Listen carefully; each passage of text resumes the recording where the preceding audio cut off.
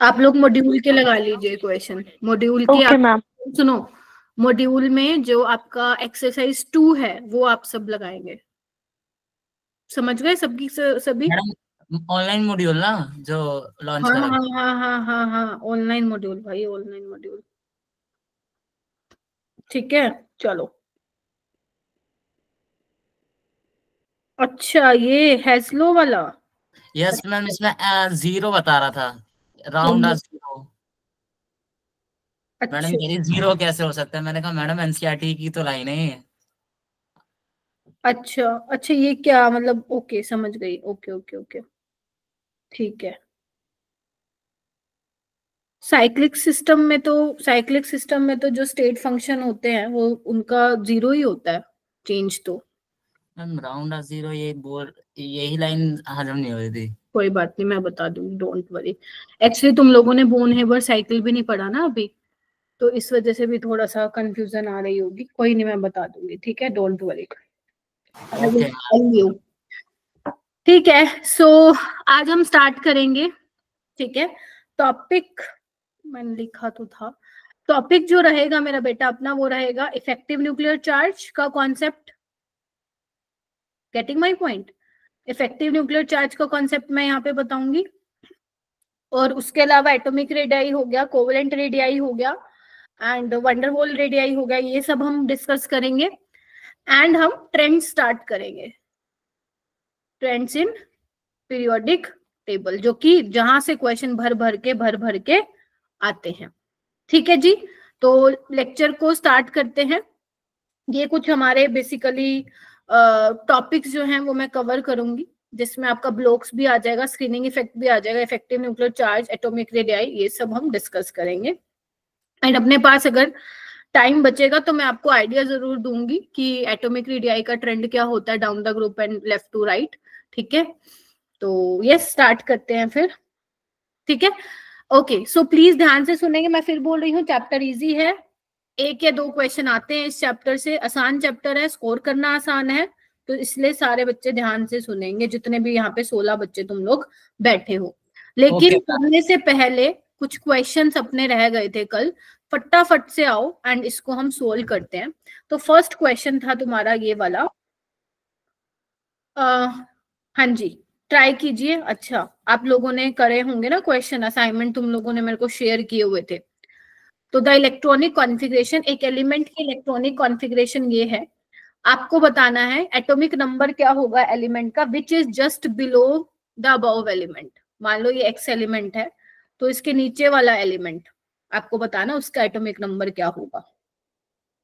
Yes, please raise your hand. Saloni, हो गया है क्या? Yes ma'am. वेरी गुड मेरा बेटा। बाकी बच्चों ने नहीं किया है क्या? छोड़ दिया ये क्वेश्चन?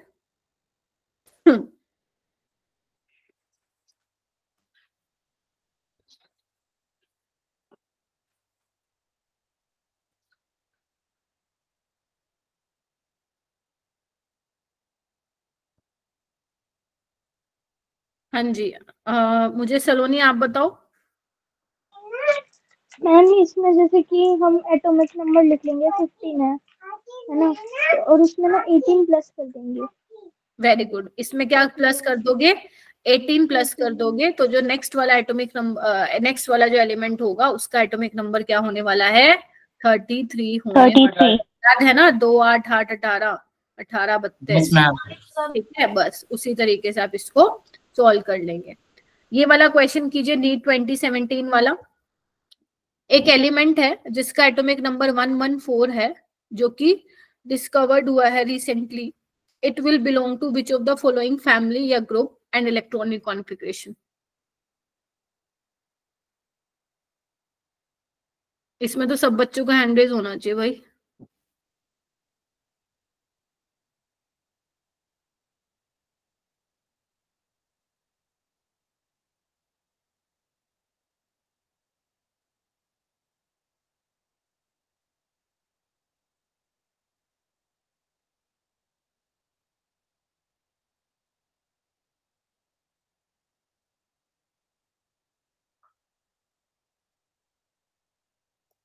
करो करो, शाबाश।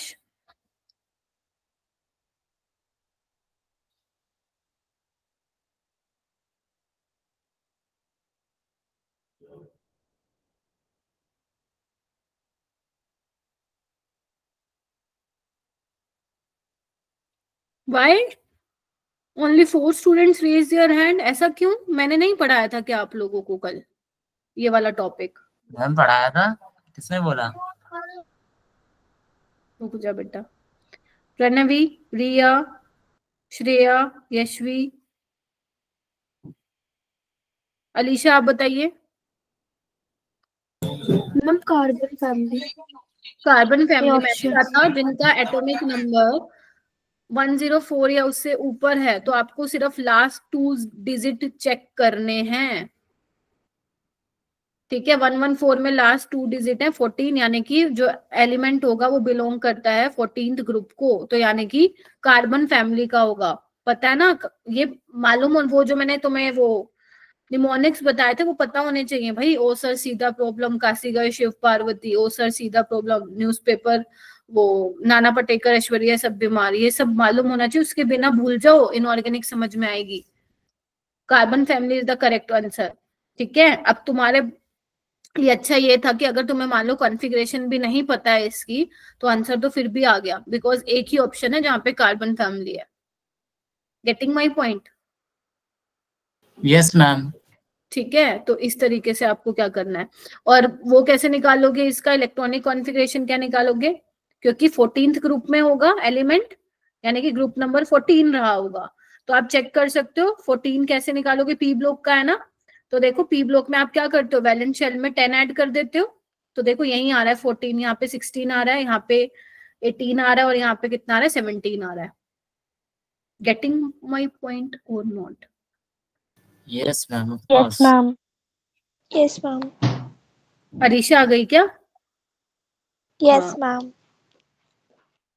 ठीक है, ओके, नीचे वाला कीजिए। एटम हैज इलेक्ट्रॉनिक कॉन्फ़िगरेशन, ये एक एटम की इलेक्ट्रॉनिक कॉन्फ़िगरेशन दी हुई है, आपको बताना है क्या? हाँ, इसको कौन से ग्रुप में रखोगे? वेरी गुड, बहुत ही बढ़िया, शाबाश आफ्ताब, सलोनी, रवीना, अरीशा।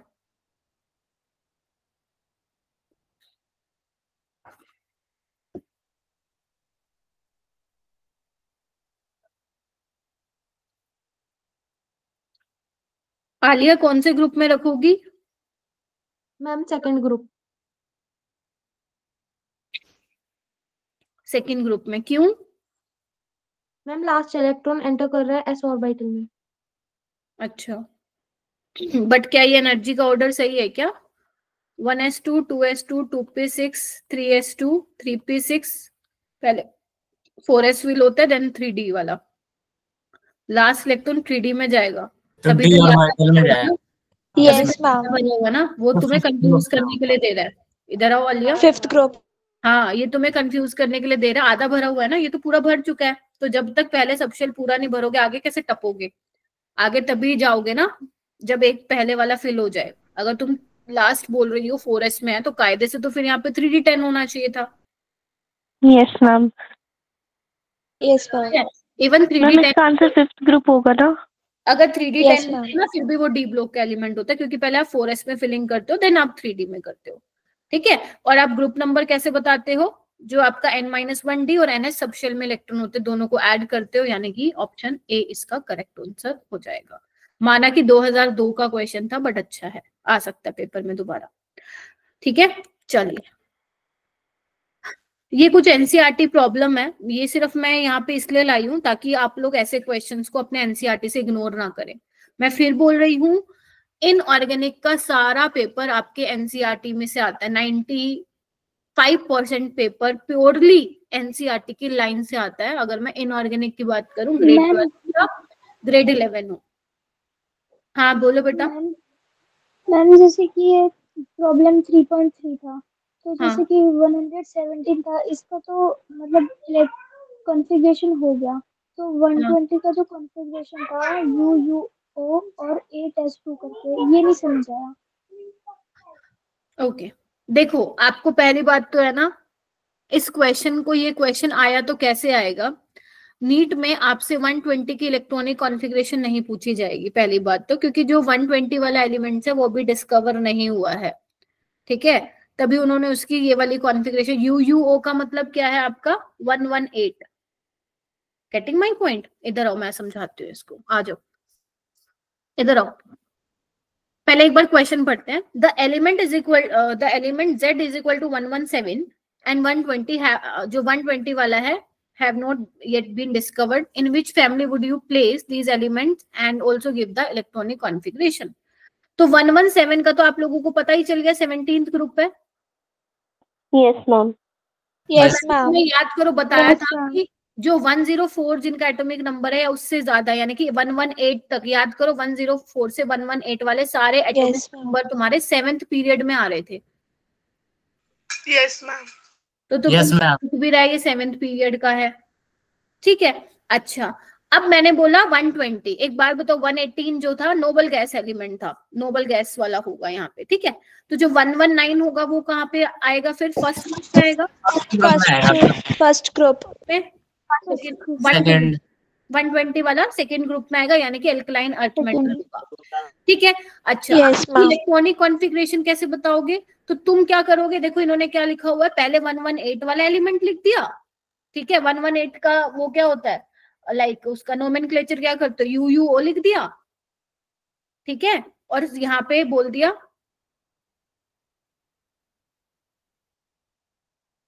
S2, क्योंकि ये 7th पीरियड में है ना, तो 119 और 120 वाले कहाँ जाने वाले हैं?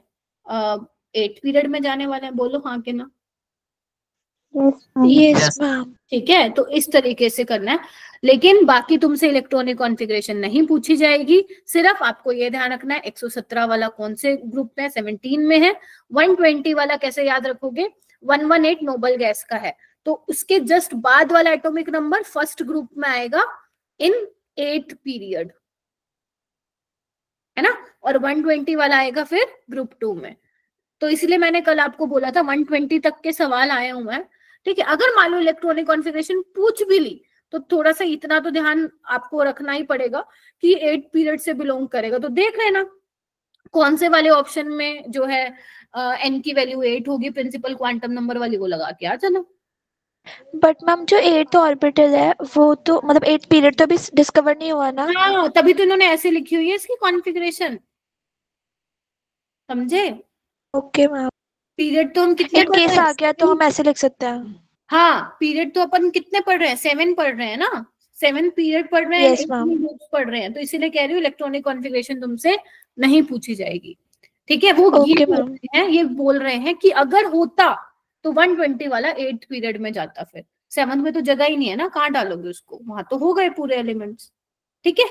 चलो, ये वाले Yes. मैंने आपको कल ऑलरेडी बता दिया था। Problem 3.2, how would you justify कि 18 एलिमेंट्स कैसे होंगे, इसमें तो किसी को डाउट नहीं था। No, no ma'am. Ma'am. Okay, अब तो तुम कर ही लोगे ये क्वेश्चन। मैंने कहा था ना तुम लोगों को, एक 120 वाला जेई में आया हुआ था, नीट में अभी तक नहीं आया, तो ये वही क्वेश्चन है जो उसमें आया था, क्या बोलते हैं, जेई में आया था कि 120 एलिमेंट है भाई साहब जो डिस्कवर नहीं हुआ, तो बताओ भाई ये कौन से उसका होगा, ग्रुप में जाएगा। अब तो कर लोगे, तो मैंने अभी जस्ट बता दिया एल्कलाइन। Yes ma'am. एल्कलाइन। एक बार फटाफट से आ जाओ, रिकैप करते हैं कल की क्लास में क्या किया था, क्योंकि ये चैप्टर पे तुम्हें कमांड होनी चाहिए, मोल कॉन्सेप्ट पे कमांड होनी चाहिए, स्ट्रक्चर ऑफ एटम पे कमांड होनी चाहिए जो मैंने पढ़ा दिया, और जो मैं पढ़ाती जा रही हूँ चैप्टर पे, कोई भी तुमसे सपने में भी क्वेश्चन पूछ लेगा तुम वो बता के आओगे। इतनी ग्रिप बनानी है हर चैप्टर पे, इसीलिए अपन ज्यादा टाइम स्पेंड कर रहे हैं इस पे कि जितना पढ़े 11th में उतना अच्छे से करें, बाकी we will cover in grade 12, ठीक है। तो यस, हमने कल क्या क्या कर लिया था, कल हमने ना कुछ मेन चीजें की थी। हिस्ट्री वाला पार्ट डिलीट हो चुका है, करने की जरूरत नहीं है, फिर भी मन करे तो डोबरनियर, न्यूलैंड लो पढ़ लेना, बाकी जरूरत नहीं है। बस ये ध्यान रखना जो मॉडर्न पीरियोडिक ले था वो बेसिस था, किस पे बेस था, एटॉमिक नंबर पे बेस था, बस ये याद रखना, ठीक है। उसके अलावा हमने नोमेनक्लेचर देखा था कि जो 100 से अबव एलिमेंट्स उनका नामकरण कैसे करेंगे, गेटिंग माई पॉइंट। और हमने क्या देखा था, 5771 और 89103, ये 6th पीरियड से बिलोंग करते हैं और ये 7th पीरियड से बिलोंग करते हैं, ठीक है। 58 to 71 लेंथेनोइड है और 90 से 103 अपने एक्टिनोइड्स हैं। ध्यान रखना, मैंने ये भी बताया था 57 वाला लेंथेनम और आपका 89 वाला एक्टिनियम, पढ़ते हम इनके साथ है लेंथेनोइड एक्टिनोइड्स के साथ, लेकिन है क्या ये डी ब्लॉक एलिमेंट है, एलिमेंट नहीं हुआ ये, ठीक है। अच्छा, उसके अलावा हमने और क्या डिस्कस किया था, हमने नंबर ऑफ एलिमेंट्स निकालने सीखे थे, याद करो उस ट्रिक से। 1s 2s 2p 3s 3p 4s 3d 4p 5s 4d 5p, इस तरीके से हमने निकाल के देखे थे, ठीक है। तो ये ट्रिक आपको याद होनी चाहिए, इससे आप number of elements, number of electrons बता सकते हैं, ठीक है। उसके अलावा और क्या किया था, हाँ, अगर आपका एटॉमिक नंबर 104 या उससे ऊपर है तो 118 तक ही जाते हैं नीट में जनरली, तो उसका जो ग्रुप नंबर होगा वो लास्ट के 2 डिजिट होगा और वो 7th पीरियड से बिलोंग करते हैं, ठीक है। और मैंने कहा था नोबल गैस वाला ध्यान रखना, दो आगे क्या था अपना 10 18 36 18, 36, 54, 86.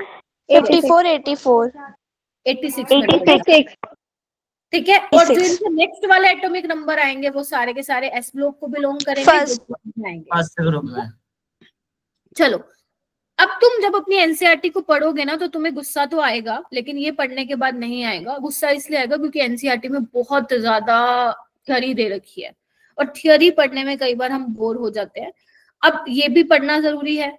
कई बार वो पूछ लेता है लिक्विड एलिमेंट्स तुम्हें दे देगा, मतलब क्या बोलते हैं 6-7 दे देगा नाम, और पूछेगा बताओ भाई इसमें से लिक्विड एलिमेंट कौन से हैं।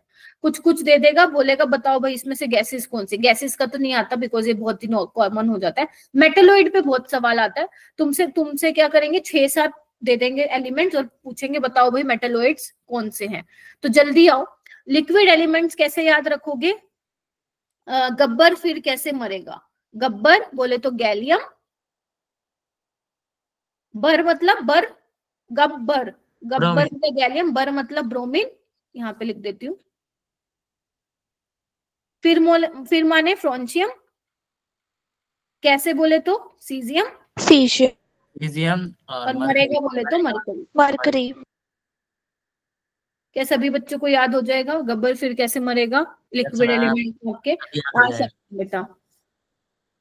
एनसीईआरटी का हम एक बूंद बूंद कुछ भी नहीं छोड़ेंगे। फिर उसके बाद हम आते हैं गैसेस। गैसेस में कैसे करोगे, ना जाने फिर कल हो ना हो, ना जाने फिर कल हो ना हो। ना जाने बोले तो नोबल गैसेस, फिर बोले तो फ्लोरीन, कल क्लोरीन, हो ना हो, हो ना हो, न मतलब नाइट्रोजन, हो मतलब हाइड्रोजन और ऑक्सीजन। ध्यान रखना ये फ्लोरीन है, लेकिन आपको पता है फ्लोरीन F2 में होगा, Cl2 में होगा, नाइट्रोजन N2 में होगा, क्योंकि ये तो एटम है ना, हम गैसेस की बात कर रहे हैं, ठीक है। ना जाने फिर कल हो ना हो जाएगा। Yes ma'am. आप इसको अब अलग अलग पेजेस में नहीं भरेंगे, मेरी तो स्लाइड्स में बेटा बहुत जगह है तो मैं जितनी मर्जी बना सकती हूँ। तुम लोग नोटबुक में लिखो इस तरीके से कि एक दिन के तुम्हारे जो अपनी एक क्लास होती है उसमें तुम्हारे 2 पेजेस ही भरते होंगे जहां तक मुझे पता है, 1-2 वाला, ठीक है। तो थोड़ा सा, अब ये नहीं कि गैसेस का अलग पन्ने पे लिख रहे हो और लिक्विड का अलग पे लिख रहे हो, एक में ही आ जाएगा 2-3 लाइन में। आ जाएगा मैम। उसके बाद है metalloids. Metalloids is very important. मैं आपको कहूंगी कि ये बहुत जल्द नीट में क्वेश्चन आने वाला है, आ भी चुका है, दोबारा भी आएगा। तो आप इसको कैसे याद करोगे, बहुत सारे एलिमेंट है। तो मेटलोइड्स को याद करने के लिए ये बहुत ही प्यारी ट्रिक है, आंटी तेरी सब्जी पूरी बासी। आंटी, आंटी बोले तो एस्टेनिन, तेरी यानी कि टेलोरियम, सब जी, सब मतलब सब एंटीमनी, जी बोले तो जर्मेनियम, पूरी, पूरी यानी पोलोनियम, बासी, अब देखो बासी में तीनों आ गए, बासी, बोरोन आ गया, आर्सेनिक आ गया और सिलिकॉन आ गया, ठीक है। आंटी तेरी सब्जी पूरी बासी। लिख लो इसको फटाफट। यस मैम लिख लिया। Ma'am just a second. हाँ हाँ हाँ, टेक योर टाइम, लिखो।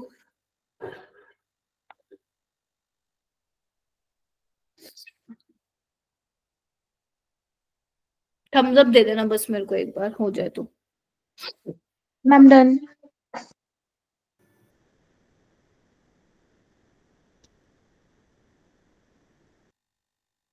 चलो, उसके बाद आते हैं ब्लॉक्स ऑफ पीरियोडिक टेबल। तो S block elements, P block, D block, F block तुम्हारे एनसीईआरटी में लिखा हुआ है, एक बार इसको फटाफट से पढ़ लेते हैं। तो एस ब्लॉक एलिमेंट्स कौन से होंगे मेरा बच्चा, जिसमें लास्ट इलेक्ट्रॉन किस में जाएगा, एस सब शेल में जाएगा,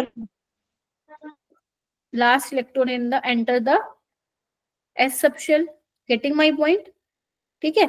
और उसके अलावा अगर मैं पूछूं कि इसमें कितने ग्रुप होते हैं, तो ग्रुप 1 एंड ग्रुप 2। ग्रुप 1 को आप एल्कली मेटल्स कहते हो, ग्रुप 2 को एल्कलाइन मेटल्स कहते हो। जनरल इलेक्ट्रॉनिक कॉन्फ़िगरेशन क्या होगी इनकी एस ब्लॉक एलिमेंट्स की? NS1 and NS2. NS1 and NS2. NS1 and NS2। इसको ऐसे लिखते हैं NS1 to 2। इसका मतलब ये है कि जो आपका एस ब्लॉक, जो भी एलिमेंट एस ब्लॉक को बिलोंग करेगा, या तो उसमें एक इलेक्ट्रॉन आ रहा होगा या फिर उसमें 2 इलेक्ट्रॉन आ रहे होंगे। Getting my point? S block की बात कर रही हूँ, एस ब्लॉक की ये कॉन्फ़िगरेशन है। एन क्या है यहाँ पे? आउटर मोस्ट शेल है। ठीक है, this is valence shell configuration, या you can say outermost shell configuration. ठीक है, जैसे लिख लो, सोडियम ले लो। सोडियम में क्या होता था अपना, ध्यान से देखो, एक सेकेंड, हाँ, 1s2, 2s2, 2p6, 3s1। तो दिस इज वैलेंस शेल ना। तो जो जनरल इलेक्ट्रॉनिक कॉन्फ़िगरेशन लिखते हो आप, उसमें वैलेंस शेल कॉन्फ़िगरेशन की बात करते हो आप। ठीक है, वैलेंस शेल इलेक्ट्रॉनिक कॉन्फ़िगरेशन की। ठीक है जी, आपको ये नहीं लिखना, थ्योरी कोई भी नहीं लिखेगा, मैं फिर बोल रही हूँ, थ्योरी नहीं लिखोगे, सिर्फ लिखो एस ब्लॉक एलिमेंट क्या होता है। ऐसे बुलेट पॉइंट्स बना के लिख लो कि लास्ट इलेक्ट्रॉन एंटर करता है एस सब शेल में।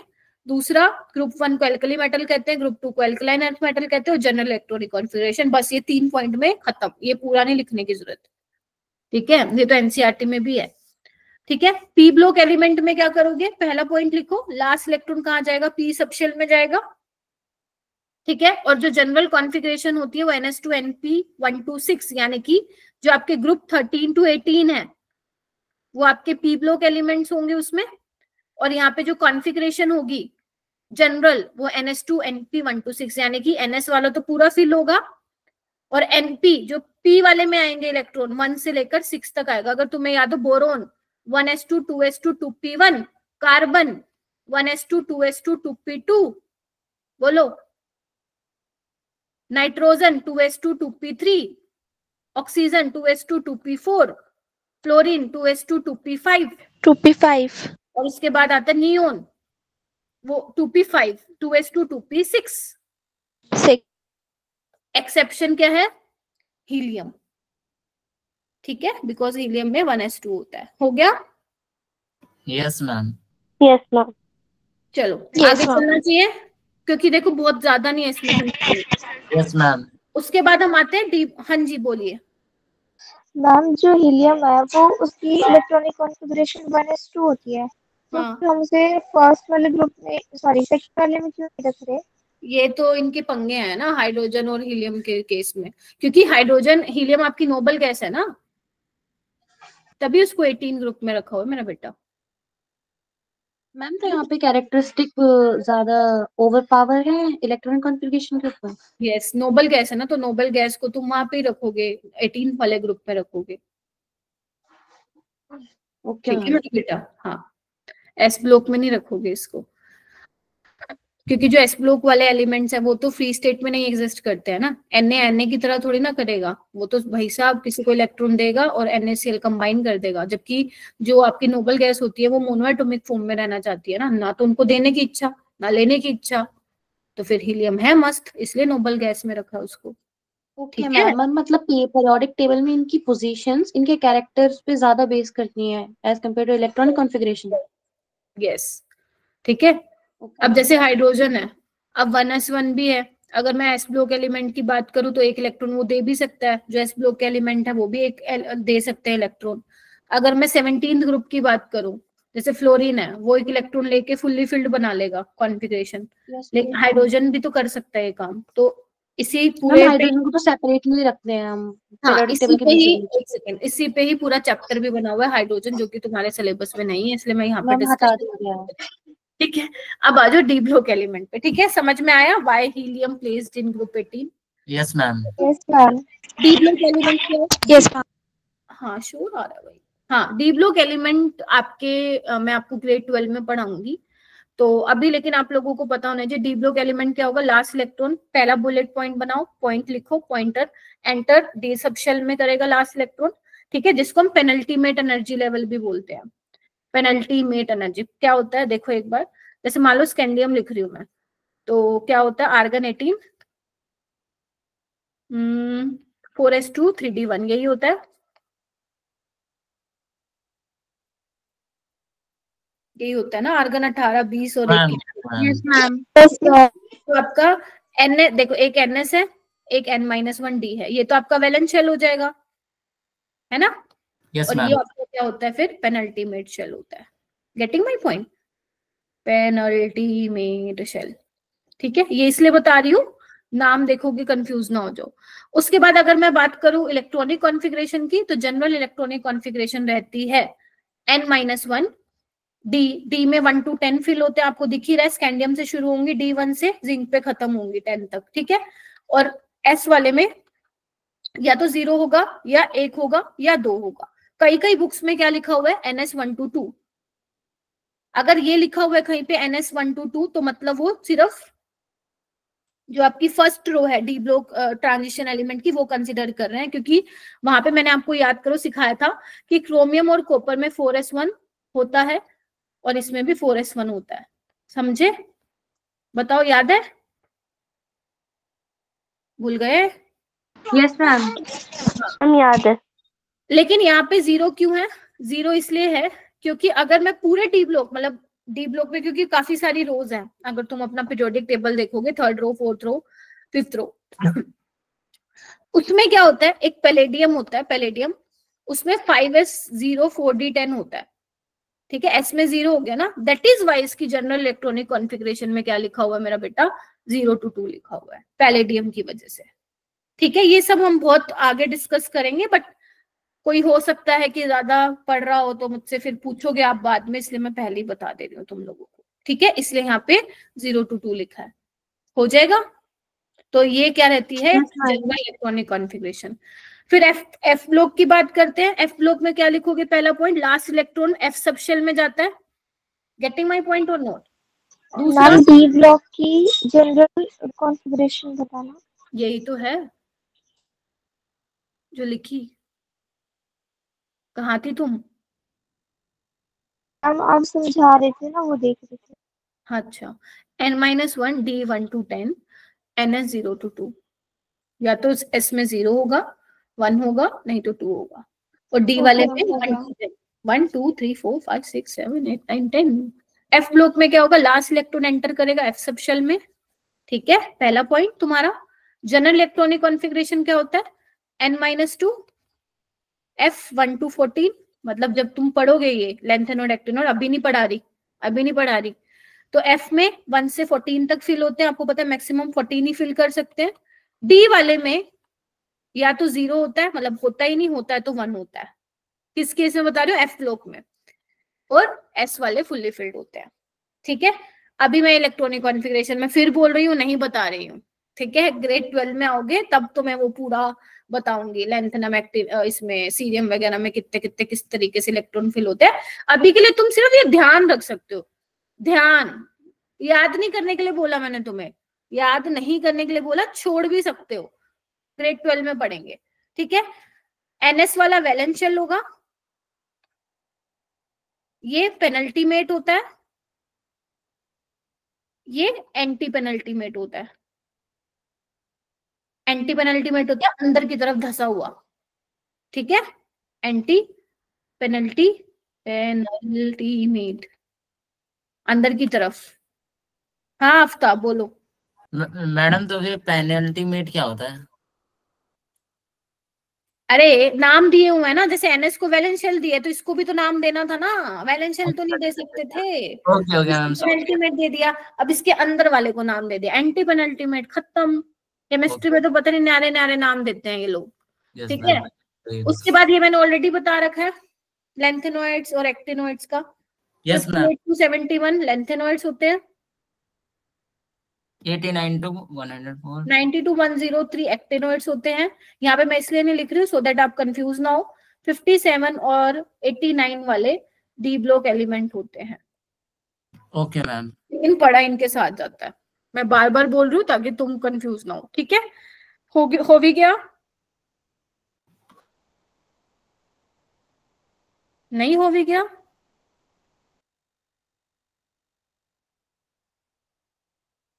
नहीं हुआ? हो गया यस मैम, हो गया मैम, हो गया। चलो अब चुप करके बैठना, पानी पी लो, मैं भी पी लेती हूँ, क्योंकि अब आ रहा है इस चैप्टर का सबसे इंपॉर्टेंट पार्ट। जिसने ये मिस कर दिया ना, गया सवाल, गया हाथ से इस चैप्टर का most important concept of this chapter, that is screening effect and effective nuclear charge. बहुत ही प्यार से समझना होता क्या है, सच बता रही हूँ 12वीं के बच्चों को भी नहीं पता होता, जस्ट वो रट्टा मारते हैं। तो थोड़ा सा फील लेके समझेंगे है क्या ये पंगा। What is screening effect, what is effective nuclear charge, why we use the word effective, ठीक है। न्यूक्लियर चार्ज का मतलब क्या है, स्क्रीनिंग का मतलब क्या है, शील्डिंग का मतलब क्या है, वो सब हम डिस्कस करने वाले हैं, ठीक है। इसको मत लिखो, मत लिखना इसको अभी, जो मैं समझा रही हूँ पहले वो समझ लेना, ठीक है, फिर लिख लेना बेशक। आ जाओ, चले चलो। देखो न्यूक्लियर चार्ज, अगर मैं सिंपल सी लैंग्वेज में बात करूं, न्यूक्लियर चार्ज क्या होता है। आप किसी भी एटम का न्यूक्लियस ले रहे हो ना, उस पे जितने प्रोटॉन्स होते हैं ना, वही उसका न्यूक्लियर चार्ज होता है। क्या बोला मैंने? अगर आप कोई भी एटम का न्यूक्लियस ले रहे हो, उसमें जितने भी नंबर ऑफ प्रोटॉन्स होते हैं उतना ही वो उस पे न्यूक्लियर चार्ज होता है। जैसे सोडियम, कितना है एटॉमिक नंबर? 11 प्रोटॉन है, तो इस पे न्यूक्लियर चार्ज कितने का है? +11 का। मैग्नीशियम +12 का, एल्यूमिनियम +13 का। गेटिंग माई पॉइंट और नोट? Yes yes ma'am. ठीक है। जैसे लिथियम, हाइड्रोजन हीलियम लिथियम +3 का, हाइड्रोजन हीलियम लिथियम बेरिलियम +4 का, इस तरीके से, ठीक है। अब मैम ये इफेक्टिव क्यों है, why we use this word effective?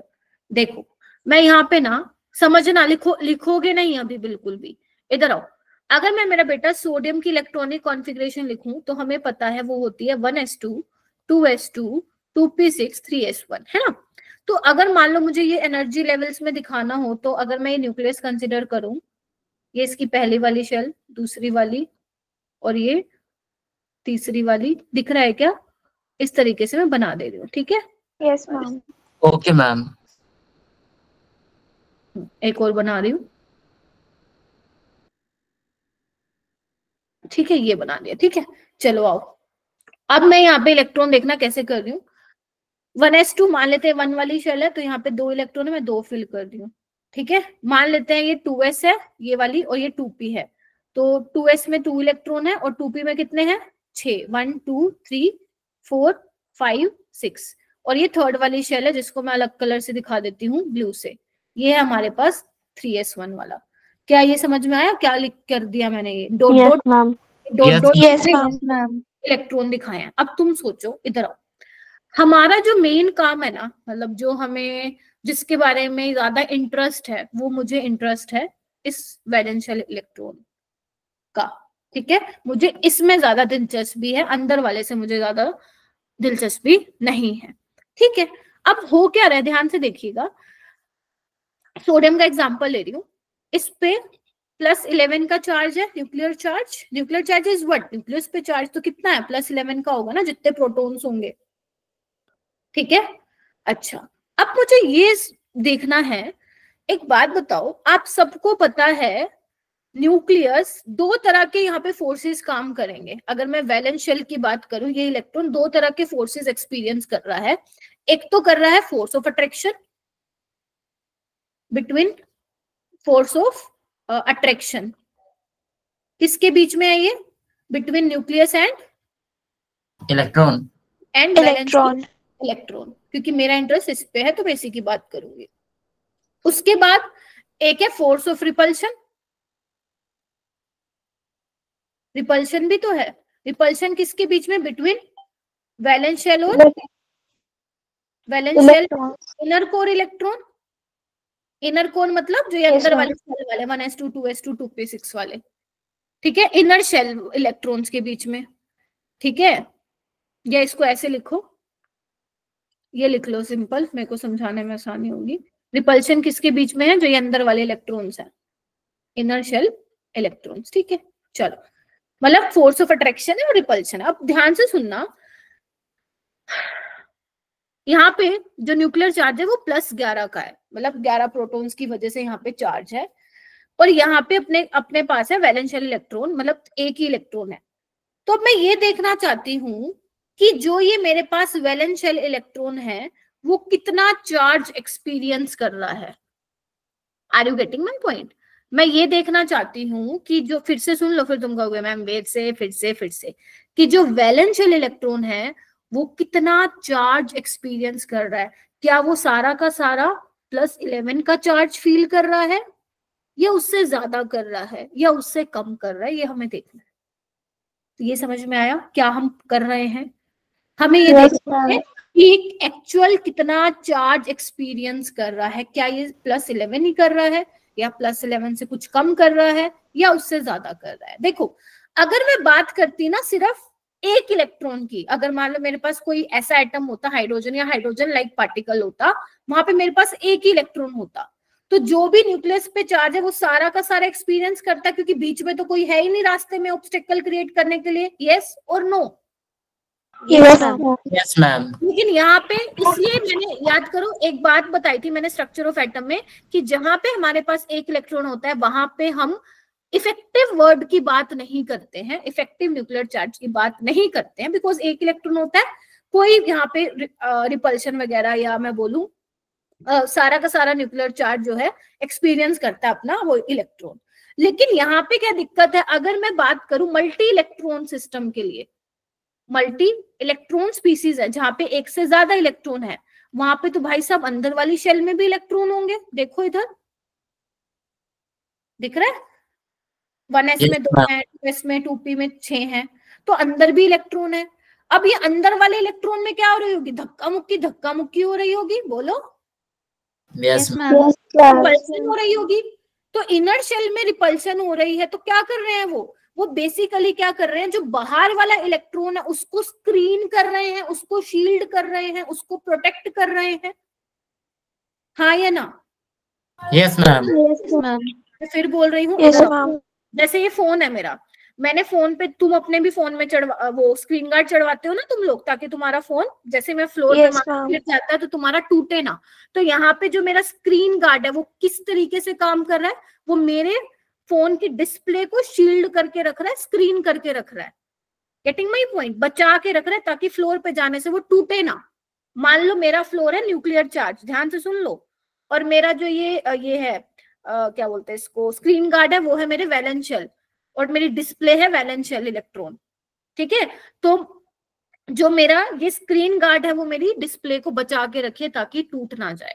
तो यहाँ पे ये क्या कर रहा है, जो इनर शेल के इलेक्ट्रॉन है, देखो जो अंदर वाले इलेक्ट्रॉन है वो क्या कर रहे हैं, बाहर वाले इलेक्ट्रॉन को प्रोटेक्ट करके रख रहे हैं। इधर देखो, अगर ये न्यूक्लियस है, ये अंदर वाले इलेक्ट्रॉन है और ये बाहर वाले, तो देखो ना, प्यार मोहब्बत आसानी से नहीं हो पाएगी, बता दे रही हूं मैं। देखो, न्यूक्लियस और इसके बीच प्यार मोहब्बत आसानी से नहीं हो पाएगी, क्योंकि बीच में खड़े हैं ना पकड़ के, बोलो। तो ये जो बीच में बैठे हैं, ये इस इलेक्ट्रॉन को क्या कर रहे हैं बेटा, प्रोटेक्ट करके रख रहे हैं, शील्ड करके रख रहे हैं, स्क्रीन करके रख रहे हैं। इसीलिए जो आपका वैलेंस शेल इलेक्ट्रॉन है वो पूरा का पूरा +11 का न्यूक्लियर चार्ज फील नहीं कर रहा है, उससे कुछ कम एक्सपीरियंस कर रहा है। ठीक है, तो एक्चुअल चार्ज ये कितना एक्सपीरियंस करेगा, उसी को हम यहाँ पे क्या बोलते हैं, इफेक्टिव न्यूक्लियर चार्ज बोलते हैं, जिसको हम Z इफेक्टिव से दिखाते हैं। तो Z इफेक्टिव क्या है, वो एक्चुअल चार्ज है जो ये वैलेंस शेल इलेक्ट्रॉन एक्सपीरियंस करता है। हाँ या ना? Yes ma'am. Yes ma'am. Yes ma'am. अगर मान लो अगर ये वाले बीच वाले इलेक्ट्रॉन ना होते तो तुम बोल देते कि मैम +11 का चार्ज फील कर रहा है, लेकिन बीच में तो इलेक्ट्रॉन है भाई साहब, अब तो वो शील्ड करके रखे हैं। अब जितनी अट्रैक्शन होनी चाहिए थी उतनी तो नहीं है ना, बीच में आ गए, रोला मचाने आ गए। ठीक है, तो यही मैं बोल रही हूँ, जो actual charge valence shell electron feel करता है, एक्सपीरियंस करता है, उसी को हम क्या बोलते हैं मेरा बेटा, इफेक्टिव न्यूक्लियर चार्ज बोलते हैं। ठीक है, और जो इलेक्ट्रॉन फील्ड करके रखे हुए हैं वैलेंस इलेक्ट्रॉन को, या यू कैन ऑल्सो स्क्रीन करके रखे हुए हैं, इसको हम बोलते हैं स्क्रीनिंग इफेक्ट।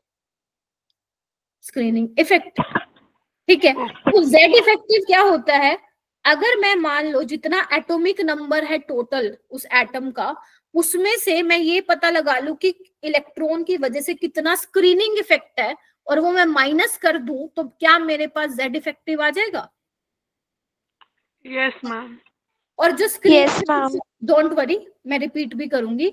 और स्क्रीनिंग इफेक्ट को हम किससे दिखाते हैं? सिग्मा से दिखाते हैं। तो एक बात बताओ, जितना एटॉमिक नंबर है वो, उसमें से अगर मैं वो माइनस कर दूं, क्या जो इलेक्ट्रॉन को शील्ड कर रहे हैं उसका जितना इफेक्ट है उसको अगर मैं माइनस कर दूं स्क्रीनिंग इफेक्ट को, दैट इज योर सिग्मा, जो भी वैल्यू आएगी, तो क्या मेरे पास ये पता चल जाएगा कि वो एक्चुअल में कितना चार्ज एक्सपीरियंस कर रहा है? आएगा तो 11 से कम, बट कितना आएगा?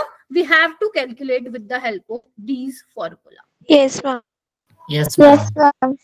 इसको हम जो ये पूरा हम कैलकुलेट करते हैं, स्लेटर रूल नाम का एक टॉपिक होता है जहां पे कुछ रूल्स होते हैं, जहां पे वो रूल्स को समझ के हम ये निकाल सकते हैं। किसी भी एटम के केस में आप निकाल सकते हो कितना इफेक्टिव न्यूक्लियर चार्ज होगा, मतलब कितना एक्चुअल चार्ज वो एक्सपीरियंस करेगा, बट वो आपको नहीं पढ़ना, आपके सिलेबस में नहीं है स्लेटर रूल। और सच बताऊं, बहुत सही है नहीं है, बिकॉज आप लोग उसमें कंफ्यूज हो सकते थे क्योंकि बड़ा ही ट्रिकी सा टॉपिक था, ठीक है। तो वो आपके सिलेबस में नहीं है, तो आपको वो नहीं पढ़ना है। बस हाँ, इतनी इंफॉर्मेशन आप लोगों को मालूम होनी चाहिए। अब जितना भी मैंने ज्ञान दिया है ना, ये सब पॉइंटर्स में लिखे हुए हैं, एक बार आओ और फटाफट पढ़ो, देखो तुम्हें समझ में आएगा क्या लिखा हुआ है। Valence shell electron suffer force of attraction due to nucleus and force of repulsion due to inner shell electron. दिख रहा है, इलेक्ट्रॉन और अंदर वाले बीच के इलेक्ट्रॉन के बीच में रिपल्शन होगा, ठीक है, और फोर्स ऑफ अट्रैक्शन होगा न्यूक्लियस और उसके बीच में। हो गया पॉइंट क्लियर? सेकंड आओ, decrease in force of attraction on valence electron due to inner shell electron, जिसको आप स्क्रीनिंग इफेक्ट या शील्डिंग इफेक्ट कह रहे हो, that is your total repulsive force. C वाला देखो क्या कह रहा है, ड्यू टू स्क्रीनिंग इफेक्ट या you can also say shielding effect, valence shell electron experience less force of attraction exerted by nucleus, that is the total attraction force experience by valence electron is called effective nuclear charge। कितना actual charge वो experience कर रहा है valence electron, यही तुम्हारा effective nuclear charge होता है। क्या ये तीनों पॉइंट्स क्लियर हुए? Yes, ma'am. Yes, ma'am. Yes, ma'am. ठीक है, बहुत ही बढ़िया, उम्दा। ठीक है, इसकी वजह से होगा क्या फिर? अंदर वाले शेलों ने, अंदर वाले जो इनर कोर इलेक्ट्रॉन थे उन्होंने गड़बड़बाजी तो मचा दी, तो इससे होगा क्या? There is a reduction in nuclear charge due to screening effect. तो जो अंदर वाले इलेक्ट्रॉन बाहर वाले इलेक्ट्रॉन को शील्ड करके रखे हुए हैं, उसकी वजह से वो उतना चार्ज एक्सपीरियंस नहीं कर पाएगा। कौन? वैलेंस शेल इलेक्ट्रॉन, जितना उसको करना चाहिए था। अगर सोडियम पे +11 का है तो वो +11 का चार्ज ना फील करके उससे थोड़ा कम का चार्ज फील करेगा। तो वो कह रहे हैं कि अगर न्यूक्लियर चार्ज Z है, Z is your atomic number which is your nuclear charge, तो इफेक्टिव न्यूक्लियर चार्ज क्या हो जाएगा? Z minus sigma. बोलो क्या कहते हो? और sigma is what? Screening constant, जो स्क्रीन करके रखे हैं। मैं बोल रही हूँ ना, रूल्स होते हैं कुछ, तो उससे आप ये पता लगाते हो भाई साहब, वो स्क्रीनिंग कांस्टेंट की ना वैल्यूज ऑलरेडी होती है आपके पास, आपको नहीं निकालनी होती, तभी तो इसका नाम है स्क्रीनिंग कांस्टेंट। ठीक है, वो माइनस करके आप आराम से निकाल सकते हो। ठीक है, ये था पंगा। और यहाँ पे क्या लिखा हुआ है? यहाँ पे वही लिखा हुआ है जो मैंने आप लोगों को बताया, force of attraction, force of repulsion. ठीक है, हाँ बोलो। हाँ ऋषा। मैम, हर एटम, मतलब जो हर एटम होता है, लाइक हाइड्रोजन का है या किसी और एटम है, कोई भी और एलिमेंट का, तो उसका अलग अलग स्क्रीनिंग कांस्टेंट होता होगा। यस, वहां पे निकल के आएगा। एक्चुअल में क्या होता है ना, उसके लिए क्या बोलते हैं, रूल्स होते हैं। मैं बोलूँ ना, स्लेटर रूल होता है। देखो, अगर हाइड्रोजन या हाइड्रोजन लाइक पार्टिकल है, उसके लिए तो जो Z होता है वो Z इफेक्टिव होता है, उसमें हम इफेक्टिव न्यूक्लियर चार्ज नहीं पढ़ते हैं। बट अगर मल्टी इलेक्ट्रॉन सिस्टम है, मतलब जिसमें एक से ज्यादा इलेक्ट्रॉन है, तो वहां पे स्क्रीनिंग कांस्टेंट के रूल्स होते हैं। लाइक अब मैं बताऊंगी तो फिर वो मुझे पूरा ही एक्सप्लेन करना पड़ेगा। तो उस रूल्स में क्या होती है ना, कुछ वैल्यूज होती हैं, ठीक है, वो आपको देखना पड़ेगा। जैसे मान लो सोडियम का निकाल रहे हो तो उसकी इलेक्ट्रॉनिक कॉन्फ़िगरेशन आप देखोगे, जैसे मान लो 1s2 2s2 2p6 3s1, तो यहाँ पे अलग अलग वैल्यूज लिखी होती है वहां पे कि 2p में 6 इलेक्ट्रॉन है, 2s में 2 इलेक्ट्रॉन है, तो इनकी वजह से कितना शील्ड किया वो अलग वैल्यू लिखी होती है। 1s वाले की वजह से कितना स्क्रीनिंग इफेक्ट आया वो अलग वैल्यू लिखी हुई है। तो उन सबको यूज करके you can calculate screening constant. ठीक है, ओके मैम, ओके मैम, ठीक है बच्चों, यस। चले, लेकिन हाँ इतना आइडिया होना चाहिए कि इफेक्टिव न्यूक्लियर चार्ज निकलता कैसे है Z माइनस सिग्मा से। आपसे कोई पूछ नहीं रहा है निकलता कैसे है, ठीक है, वो आपसे नहीं पूछा जाएगा। आई होप मैं समझा पाई हूँ कि what is effective nuclear charge, what is screening effect, what is shielding effect. और अगर मान लो मुझे yes, अगर मुझे ऑर्डर बताना हो, मान लो तुम्हारे पास SPDF ऑर्बिटल है, तो सबसे ज्यादा शील्डिंग इफेक्ट इसका होगा। Yes ma'am. ठीक है, न्यूक्लियस के पास है, फिर P का, फिर D का, फिर F का, बोलो क्या कहते हो। Yes ma'am. Yes ma'am. ठीक है, तो ये Yes, वाला ma'am. नीट में आया था question, order of shielding effect बोल दो या स्क्रीनिंग इफेक्ट बोल दो। ठीक है, तो S वाले ज्यादा अच्छे से स्क्रीन कर पाते हैं, फिर P वाले, फिर D वाले, फिर F वाले। ठीक है, स्क्रीनिंग मतलब F वालों में सबसे कम होएगा। हाँ, मतलब लिख लो बेशक अपनी लैंग्वेज में कि F वालों का बड़ा ही घटिया किस्म का शील्डिंग इफेक्ट होता है। मतलब जो F वाले होते हैं, पुअर शील्डर होते हैं, वो वैलेंस शेल इलेक्ट्रॉन को अच्छे से शील्ड, अच्छे से प्रोटेक्ट नहीं कर पाते। अगर तुम गंदा सा स्क्रीन गार्ड चढ़वा के आ जाओगे, बेशक तुम फिर तुम्हारा फोन कितना ही महंगा हो, अगर तुम फ्लोर पे इसको पटकोगे, मतलब गिर गया तुम्हारा फोन, तो बचेगी नहीं तुम्हारी डिस्प्ले। ठीक है, तो ऐसे यहाँ पे ये समझो कि जो F वाले इलेक्ट्रॉन्स है वो अच्छे से स्क्रीन नहीं कर पाते वैलेंस शेल को। ठीक है, हो गया। Yes ma'am. और अच्छे से समझना है तो एक ही एग्जांपल देख लो, कैटी वाला, तो मैं समझ में भी आ जाएगा। इधर देखो, ये जो मिल्क है, दूध है, वो न्यूक्लियर चार्ज की तरह बिहेव कर रहा है, ऐसे समझ लो। न्यूक्लियर चार्ज है नहीं, ये सिर्फ एग्जांपल दे रही हूँ। और जो ये वाली ये कैटी है, ये रिप्रेजेंट कर रही है इनर शेल इलेक्ट्रॉन को, ये वैलेंस शेल इलेक्ट्रॉन को। क्या दिख रहा है तुम्हें वैलेंस शेल इलेक्ट्रॉन और इसके बीच में क्या है, प्यार मोहब्बत देखना चाहते हो, लेकिन वो तो धक्का मार दिया उसको, जा भाई ये माल मेरा है, ये माल मेरा है, तू निकल यहां से। ठीक है,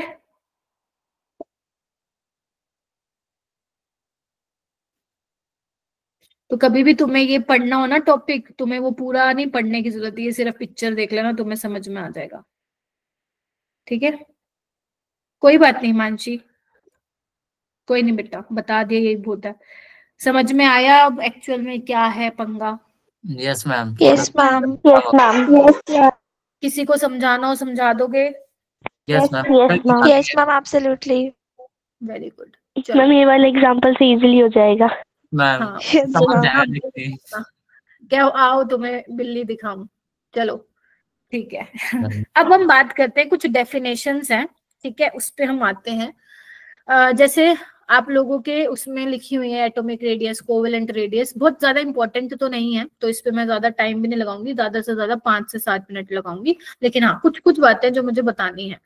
देखो, तुम्हें पता है ना एटम कितना छोटा है भाई साहब, भयंकर छोटा है ना, बहुत छोटा है, मतलब बहुत छोटा, और न्यूक्लियस तो भाई साहब फिर और भी छोटा हुआ है ना। तो एक बात बताओ, अगर तुम्हें मैं बोल दूं कि भाई साहब सोडियम है एटम, उसकी रेडियस निकाल दो, निकाल पाओगे क्या? नहीं निकाल पाओगे, है ना।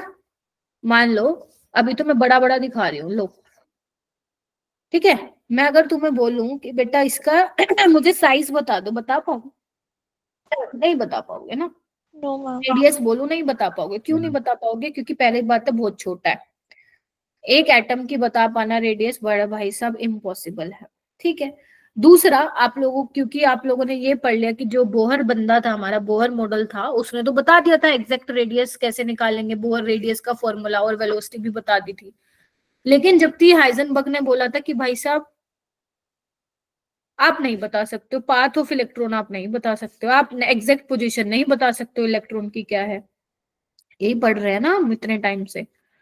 तो अगर आप एग्जैक्ट पोजीशन नहीं बता पाते तो एटम की तो शार्प कोई बाउंड्री नहीं हुई, बोलो। Yes ma'am.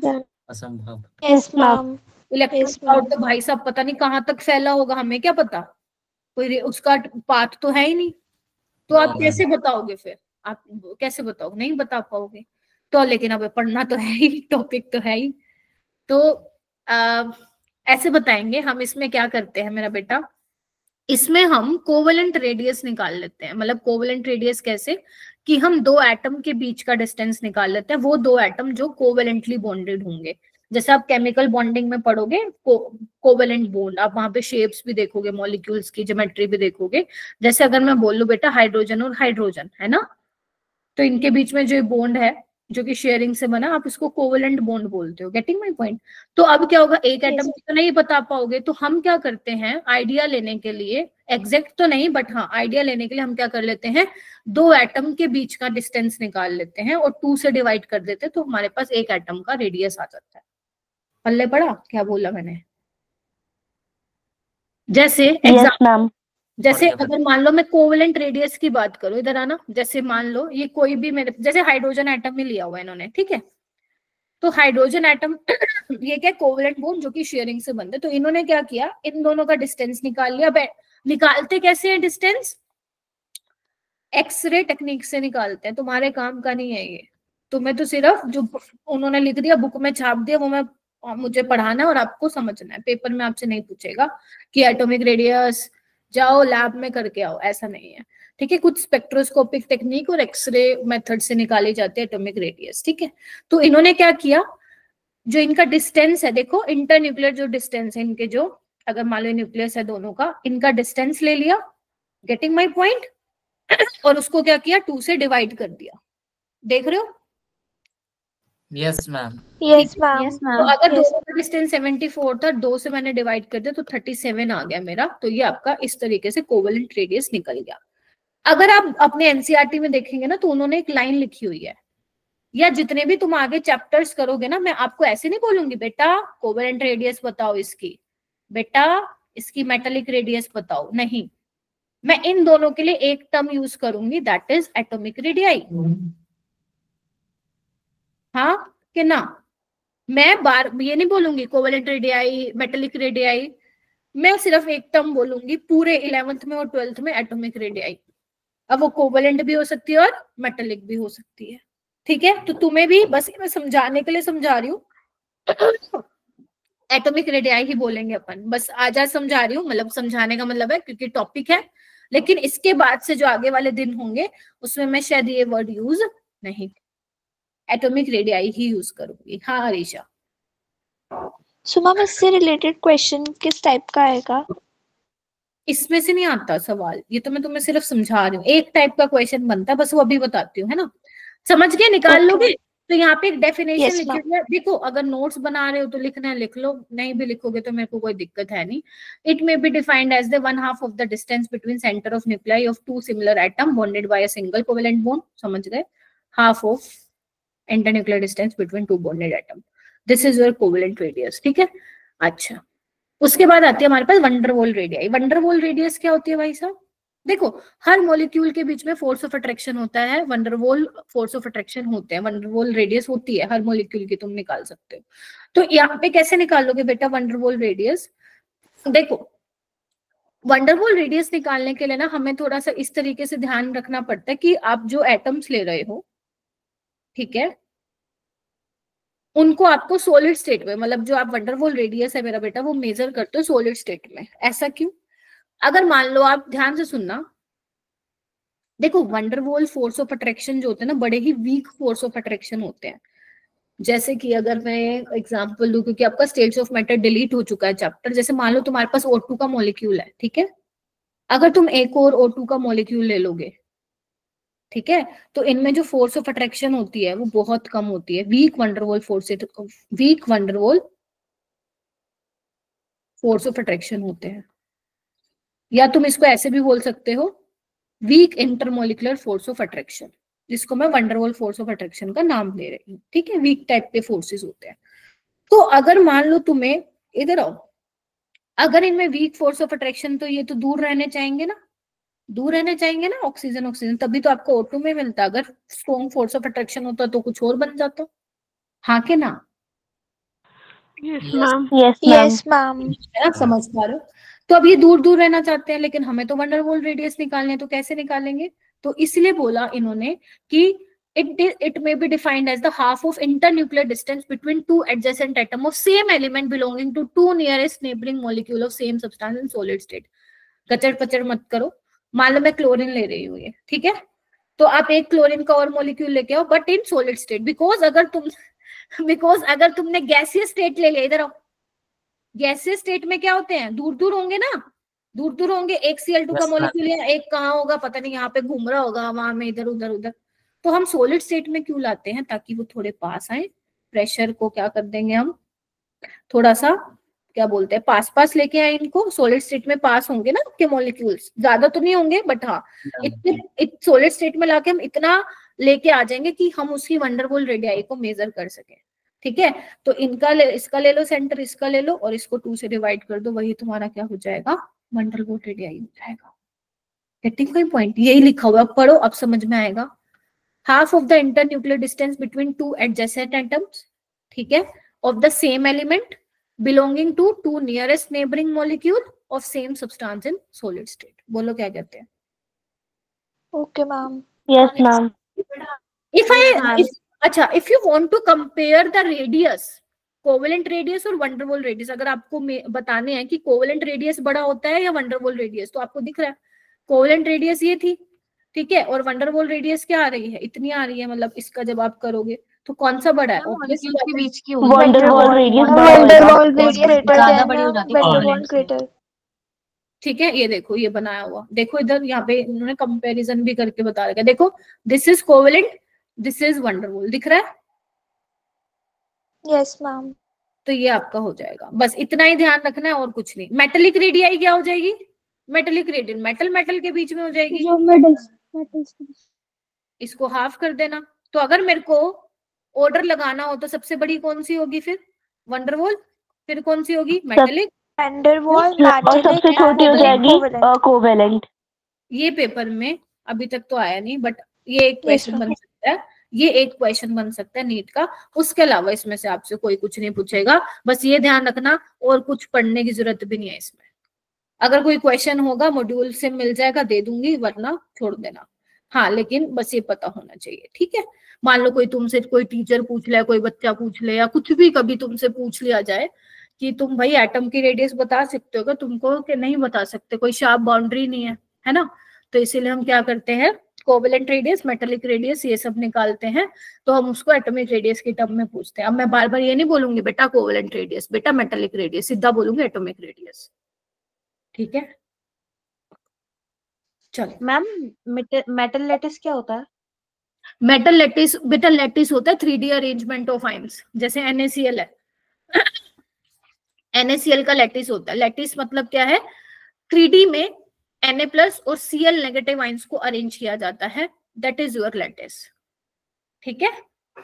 Okay ma'am, thank you. ये आप कहाँ पढ़ते हो? ये आप पढ़ते हो 12th के फर्स्ट चैप्टर में, सॉलिड स्टेट में, जो कि डिलीट हो चुका है, ठीक है। तो अगर आपको देखना है तो गूगल पे टाइप करना NaCl क्रिस्टल लैटिस, अभी भी कर सकते हो, बैठे हो तो तुम्हें दिख जाएगा, नहीं तो मैं ले आऊंगी नेक्स्ट क्लास में दिखाने के लिए। हाँ बोलो। Okay ma'am. चलो आगे। Yes ma'am. है परमिशन? Yes ma'am. अब आ जाओ ट्रेंड्स पे। मैंने क्या समझा दिया? Screening effect, effective nuclear charge, जो बेसिक डेफिनेशन थे वो मैंने कवर कर दिए। अब आ जाओ ट्रेंड्स पे, ये यहाँ से आता है, तुम यहीं से चैप्टर स्टार्ट होता है। अभी तक क्या करवा रहे थे फिर मैम? अभी तक भी करवा ही रही थी, बट यहाँ से चैप्टर के मेन क्वेश्चन आने स्टार्ट होते हैं। देखो अब अपने को क्या, देखो अब मैंने रिप्लेस कर दिया कोवेलेंट रेडियाई और मेटेलिक रेडियाई की बात नहीं कर रही हूँ, देखो अपन ने एटॉमिक रेडियाई लिख दी, ठीक है। आ जाओ, अब हमें पता है क्या करना है, पीरियोडिक टेबल देख लिया, अलग अलग बंदे आए, अरेंज किए एलिमेंट्स को, है ना। अब हमें ये देखना है कि जो पीरियोडिक टेबल में जो ग्रुप में एलिमेंट रखे हुए हैं या पीरियड में रखे हुए हैं, अगर हमें उनका वेरिएशन देखना, उनका ट्रेंड देखना है कि भैया अगर तुम पीरियोडिक टेबल में लेफ्ट टू राइट जाओगे तो साइज का क्या होगा, आयनाइजेशन एनर्जी का क्या होगा, मेटेलिक कैरेक्टर बढ़ेगा या नहीं, इलेक्ट्रोनेगेटिविटी का क्या होगा, इलेक्ट्रॉन गेन एंथैल्पी का क्या होगा। तो ये कुछ ट्रेंड्स हैं जो हमें पीरियोडिक टेबल में देखने हैं। तो पहला जो ट्रेंड होता है वो होता है अपना एटॉमिक रेडियाई का, यानी कि साइज का। हमें ये देखना है कि लेफ्ट टू राइट और डाउन द ग्रुप्स, अगर आपको पता है शांत रहना, लेफ्ट टू राइट क्या होता है साइज का and down the group size का क्या होता है, ये हमें चेक करना है। Are you ready? करें स्टार्ट? चलो। Yes ma'am. Yes ma'am. Yes ma'am. आ जाओ। चलो, ये वैसे ना गलती बन गई, पिक्चर जगह रोक ली मेरी यहाँ पे स्लाइड पे इन्होंने। छोड़ो, गोली मारो, आओ। देखो, अगर मैं लेफ्ट टू राइट की बात करूं तो क्या होगा, देखो अगर मैं लिथियम से स्टार्ट करती हूँ, लिथियम है तुम्हारे पास, बेरिलियम है। एक काम करती हूँ, यही यहाँ लिखती हूँ बेटा, यहाँ आधा स्पेस है, तुम अभी कुछ मत लिखना। Lithium, beryllium, boron, carbon, nitrogen, nitrogen तक जा रही हूँ मैं बस, ठीक है?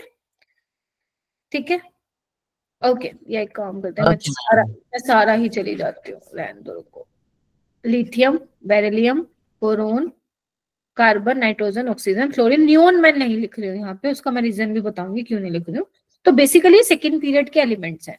मुझे ये बताइए फटाफट से इनकी इलेक्ट्रॉनिक कॉन्फ़िगरेशन लिखते हैं। वैलेंस शेल, तो ये क्या होगी, 3s1 सॉरी 3s1 कह रही हूँ, 1s2 2s2 2p1 2s1 2s1 1s2 2s1 2s1 2s2 2s2 ये 1s2 2s3 sorry 2p1 2p2 1s2 2p3 रुक जाओ, 2p4 1s2 2p5 1s2 2s2 2p5। एक बार सारे बच्चे ध्यान से देखेंगे, अपनी एक बार नोटबुक में लिख लो। अगर आप एक चीज नोटिस करो तो सेम शेल में इलेक्ट्रॉन ऐड हो रहे हैं सेकंड वाले में, देख रहे हो? सेम शेल में इलेक्ट्रॉन ऐड हो रहे हैं, 1 2 3 4 5 6 7। और अगर मैं न्यूक्लियर चार्ज की बात करूं तो यहाँ पे कितने का, +3, ये +4 का, +5 का, बोलो, +6 का, +7 का, +8 का, +7 +8 +9 का। अब यहाँ पे क्या है, इलेक्ट्रॉन जो ऐड हो रहे हैं, electrons are added in the same shell. अब सेम शेल में इलेक्ट्रॉन ऐड हो रहे हैं तो भाई साहब स्क्रीनिंग इफेक्ट का तो ज्यादा यहाँ पे रोल आएगा नहीं।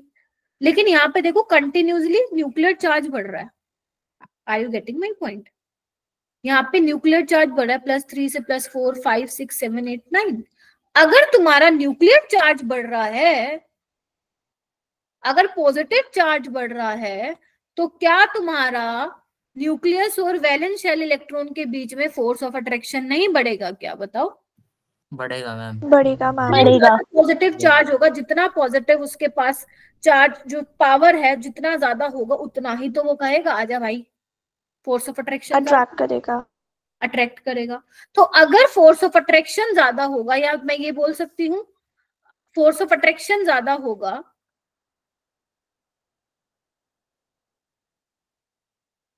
तो क्या होगा, साइज श्रिंक नहीं हो जाएगा? पहले मान लो ऐसे था, इधर आओ, अट्रैक्शन हुआ, साइज श्रिंक हो जाएगा, यानी कि साइज क्या हो जाएगा, डिक्रीज हो जाएगा, डिक्रीज हो जाएगा। या यू कैन ऑल्सो से कि मैम इफेक्टिव न्यूक्लियर चार्ज बढ़ जाएगा। इफेक्टिव न्यूक्लियर चार्ज बढ़ने का मतलब ही यही होता है, फोर्स ऑफ अट्रैक्शन बढ़ रहा है। देख रहे हो? Yes ma'am. Yes ma'am. तो फोर्स ऑफ अट्रैक्शन बढ़ने का मतलब क्या हुआ, फोर्स ऑफ अट्रैक्शन बढ़ रहा है, साइज श्रिंक हो रहा है, यानी कि साइज क्या हो रहा है, छोटा हो रहा है। तो अगर मैं बात करूं यहाँ पे सेकंड पीरियड, क्योंकि मैंने सेकंड पीरियड के एलिमेंट्स लिखे हुए हैं, लिथियम टू फ्लोरीन, तो यहाँ पे आपकी बुक्स में लिखा होता है कि left to right size decrease हो रहा है due to increase in effective nuclear charge, यही लिखा होता है। Yes ma'am. ये रीजन है, न्यूक्लियर चार्ज बढ़ रहा है, फोर्स ऑफ अट्रैक्शन बढ़ेगा, फोर्स ऑफ अट्रैक्शन बढ़ेगा तो क्या होगा, आपका साइज क्या हो जाएगा, छोटा हो जाएगा, छोटा। क्या आप ये ग्राफ के थ्रू देख पा रहे हैं? ये तुम्हारे एनसीईआरटी का ग्राफ है, देखो लिथियम से Yes, चली, बेरिलियम घट गया, बोरोन घट गया, कार्बन घट गया, नाइट्रोजन, ऑक्सीजन, फ्लोरीन घट गया, घट गया, घट गया। दिख रहा है सभी को? yes ma'am. Yes ma'am. Yes ma'am. तो अगर मैं यहाँ पे एक लाइन बोलूं तो तुम बताना। अभी देखो आपके जो इनऑर्गेनिक केमिस्ट्री है उसमें बहुत सारी एक्सेप्शंस आती है, ये तुमने स्कूल में पढ़ा होगा, ये चैप्टर तो पता लगा होगा। अभी मैं एक्सेप्शंस तो आई नहीं, अभी मैं उन पे, गेटिंग माई पॉइंट, अभी मैं एक्सेप्शंस पे नहीं आई हूं। Yes there are many exceptions in inorganic chemistry. तो अगर मैं एक चीज बोलूं इन जनरल, अगर मान लो कोई पूछे तुमसे, एम ही पूछ ले कि भाई बताओ इन जनरल जो एटॉमिक रेडियाई है लेफ्ट टू राइट, वो घटेगी या बढ़ेगी, मतलब डिक्रीज होगी या इंक्रीज होगी? मैम डिक्रीज होगी।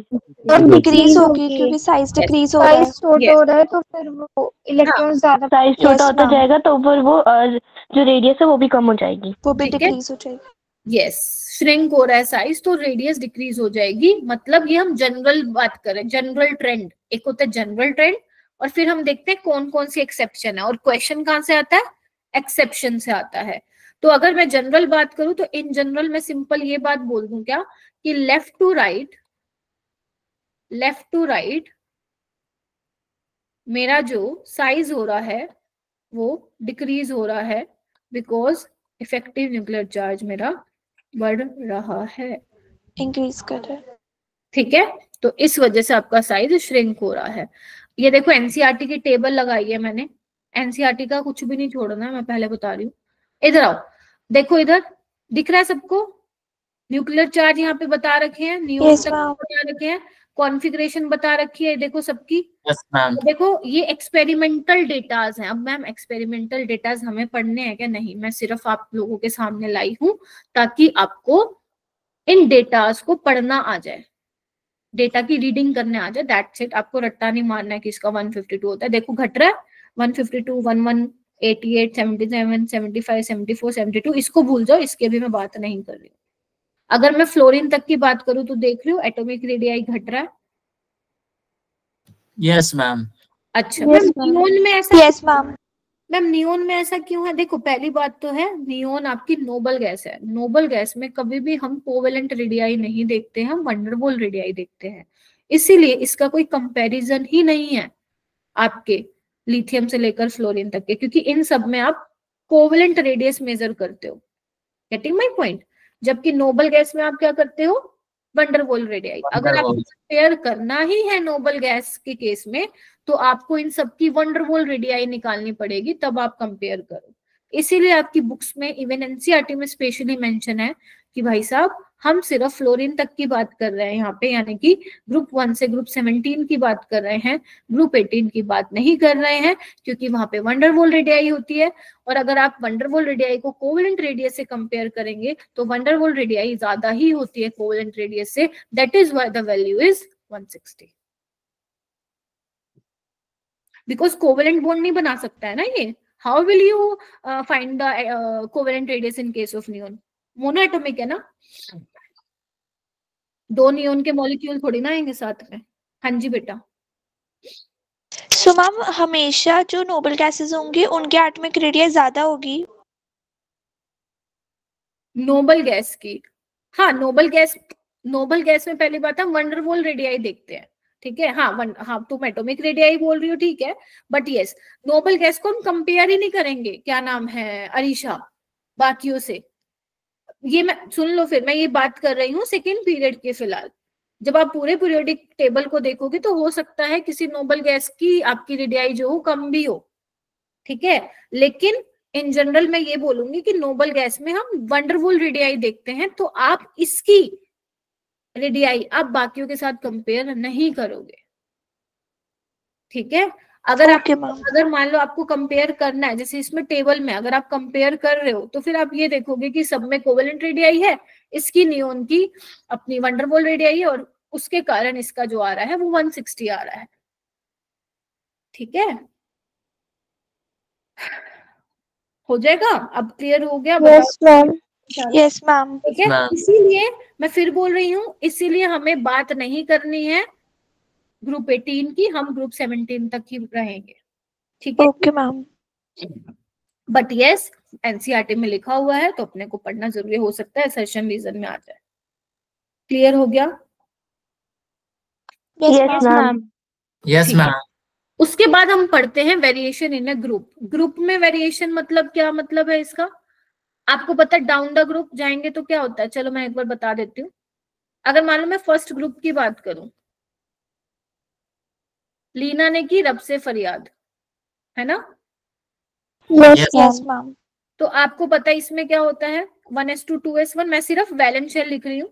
3:1 4:1 5:1 5:1 6:1। क्या देख रहे हो आप? पहले लिथियम में सिर्फ 2 शेल थी, 1 2। यहाँ पे कितनी है? 3 1 नहीं 1 3 2 3। यहाँ पे 4 हुई, 5 हुई, 6 हुई। 5 जैसे जैसे आप इधर आओ, जैसे जैसे आप नीचे जाते जा रहे हो नंबर ऑफ शेल्स इंक्रीज हो रही हैं। Yes ma'am. Saloni, Muskan, yes ma'am. Saloni, love, Raveena, Pranavi, Anshul, Asia, Yes, Yashvi, ma'am. Shreya, Alex, please ध्यान दीजिए बेटा। ठीक है, नंबर ऑफ शेल्स इंक्रीज हो रही है, मतलब अंदर अंदर इलेक्ट्रॉन भरे जा रहे हैं शेल्स में। यानी कि यहाँ पे जो स्क्रीनिंग इफेक्ट होगा वो डोमिनेंट होने वाला है। Screening effect yes ma'am. Yes ma'am. Dominant होगा। तो यानी कि अब क्या हो रहा है, जैसे जैसे तुम नीचे जाते जा रहे हो न्यूक्लियस और वैलेंस शेल के बीच में जो प्यार मोहब्बत है वो बहुत ही कम हो रहा है। लिथियम में इतना है, सोडियम में देखो कितना दूर चला गया। तो जैसे जैसे तुम नीचे जा रहे हो शेल्स बढ़ने के कारण जो न्यूक्लियस और फोर्स ऑफ वैलेंस शेल के बीच में जो फोर्स ऑफ अट्रैक्शन है वो क्या हो गया है तुम्हारा, कम हो गया है। और अगर वो कम हो गया है तो साइज तो कम होगा ही नहीं, साइज बढ़ जाएगा उल्टा। साइज इंक्रीज हो जाएगा। यस मैम, साइज इंक्रीज होगा। हाँ, साइज इंक्रीज होगा। तो डाउन द ग्रुप क्या होता है मेरा बेटा? Down the group size increase करता है। साइज इंक्रीज होता है in general, but there are some exceptions as well. But हम एक्सेप्शन को आज तो डिस्कस नहीं कर रहे, आने वाले दिन में करेंगे, कल परसों जब भी अपनी क्लास होगी। अभी मैं बता रही हूँ आपको जनरल ट्रेंड, मतलब लेफ्ट टू राइट क्या होता है, डाउन द ग्रुप क्या होता है, जो आप अपने लोअर क्लासेस में पढ़ रहे थे। तो down the group screening effect dominant करता है, इफेक्टिव वाला नहीं करता है। Left to right effective nuclear charge वाला फैक्टर डोमिनेंट करता है, स्क्रीनिंग इफेक्ट वाला नहीं करता है। ठीक है, ओके मैम। Okay ma'am. देखो एक बार इसको नजर मार लो, पिक्चर मत बनाने लग जाना है, तो सिर्फ ऐसे ही है, तुम थोड़ा सा कलरफुल स्लाइड्स के लिए, दैट्स इट। देख रहे हो फ्लोरीन, क्लोरीन, ब्रोमीन, आयोडीन की मेजर कर रहे हैं तो 64 99 114 133 निकल के आ रही है। Yes ma'am. मैम वैसे ये एक्यूरेट Okay, होती है? नहीं, एस्टिमेट। अच्छा, अप्रॉक्स मान के चलते हैं हम। ठीक है, चलो ये वाला क्वेश्चन करना।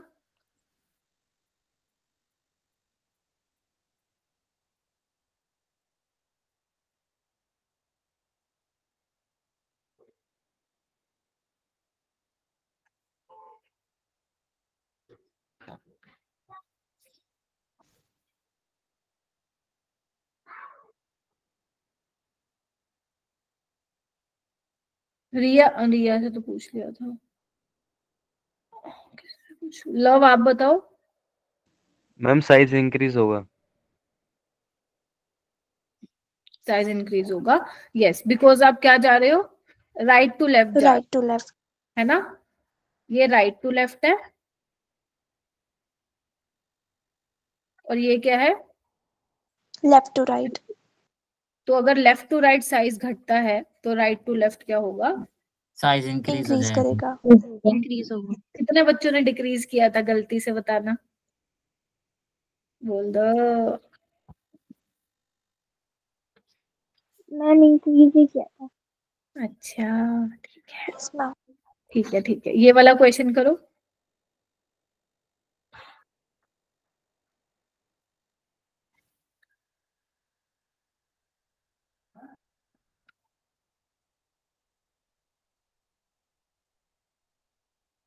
पहले ना इनको अरेंज कर लो, कभी भी ऐसे वाले क्वेश्चन आए ना तो इनको पहले तो इनकी पोजीशन देख लो कि कहाँ होती है पीरियोडिक टेबल में।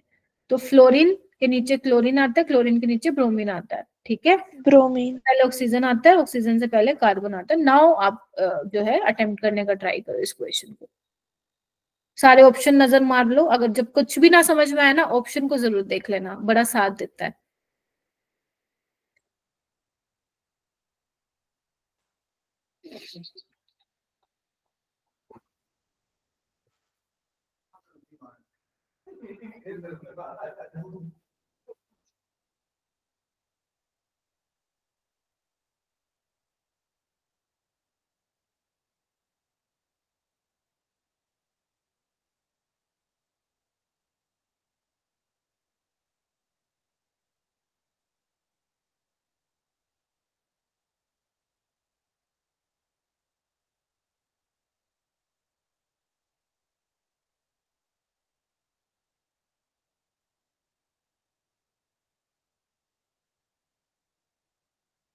Very good, very good, very good, very good.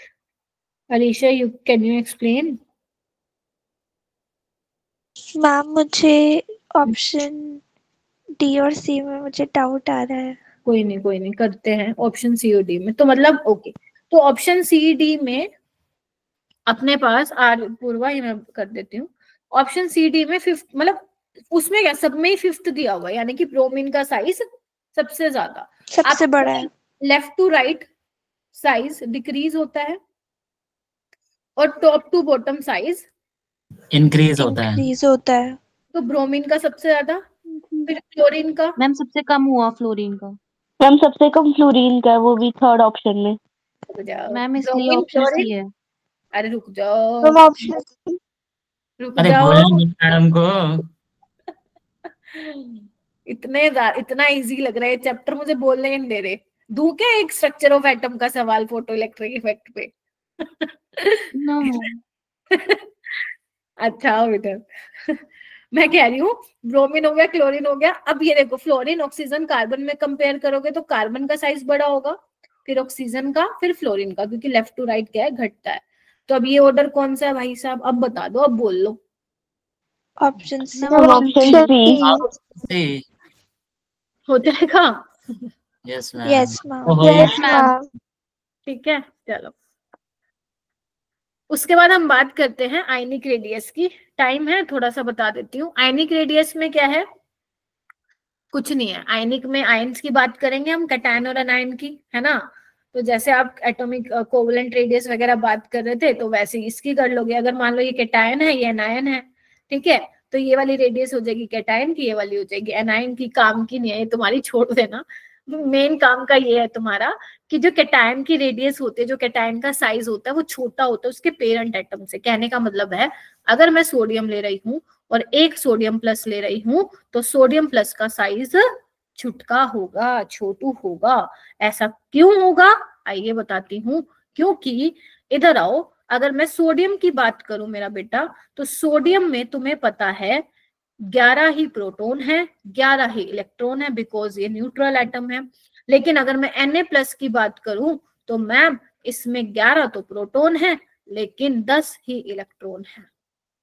ठीक है, अब तुम मुझे सोच के बताना कि 11 प्रोटॉन 10 इलेक्ट्रॉन को इजीली हैंडल कर लेंगे या 11 प्रोटॉन 11 इलेक्ट्रॉन को हैंडल कर पाएंगे इजीली? मैम इजीली कर लेंगे। 11 प्रोटॉन 11 इलेक्ट्रॉन को इजीली हैंडल करेंगे। पॉजिटिव को हैंडल करना। क्यों, यहाँ सही नहीं है? यहाँ 10 है ना ma'am 10 proton 11 proton 10 ma'am electron but को वो इजीली एक हैंडल एक्स्ट्रा कर लेंगे। इलेक्ट्रॉन हो जाएगा। शायद से हैंडल कर लेंगे। एक तो तुम लोग चुप हो जाओ, एक साथ बोलते हो, 11वीं में हो गए हो। हाँ आलिया तुम बता रही थी कुछ, बोलो। अब कोई नहीं बोल रहा। पूर्वा तुम बोलो।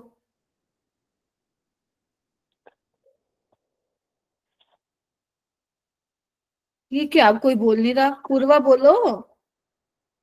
मैम जो 11 प्रोटॉन है वो 11 इलेक्ट्रॉन को इजीली हैंडल कर पाएंगे ना। अच्छा नहीं, आफ्ताब। मैम जो ये है 11 प्रोटॉन है, ये 10 इलेक्ट्रॉन को अच्छे से हैंडल कर लेंगे और उनका साइज इससे कम होगा क्योंकि इफेक्टिव न्यूक्लियर चार्ज की वजह से। चलो आ जाओ आ जाओ, एक इधर आओ, इधर आओ। ओके, मान लो दो पार्टी है, ठीक है, एक में 11 बंदे हैं, ठीक है, ठीक है, एक में 10 बंदे हैं। Okay ma'am. ये जाने जा रहे हैं लड़ाइयां करने, ठीक है, ठीक है, यस मैम। ओके। अभी जो 11 बंदे हैं, मतलब ये मारने जा रहे हैं इनको 10 को, ठीक है, आराम से निपट जाएंगे 10, बताओ, क्योंकि ये तो 11 लोग हैं, यस यहाँ मैम। पे 10 हैं, एक एक्स्ट्रा है। ठीक है? एक, हाँ, यहाँ पे इनके पास एक एक्स्ट्रा है, तो ये टीम जीत रही है भाई, ये टीम यस मैम। जीतेगी। लेकिन अगर मान लो मैं दोनों साइड 11 ले लूं, बराबरी का मुकाबला है, yes ma'am. Yes ma'am. 50% chance. ठीक है, फिर आओ, अगर मान लो ये 10 है, मान लो वो टग वॉर हो रहा है, ठीक है, वो वाला रो वाला गेम, तो ये क्या करेगी, खींच देगी उसको, आजा भाई आजा, खींच दूं तेरे को, यहाँ पे भी तो यही होगा। जो 11 आपके प्रोटॉन है, वो 10 इलेक्ट्रॉन को आराम से इजीली हैंडल कर लेंगे। यानी कि इस केस में जो फोर्स ऑफ अट्रैक्शन है वो ज्यादा है ना। Yes ma'am. Yes ma'am. Yes ma'am.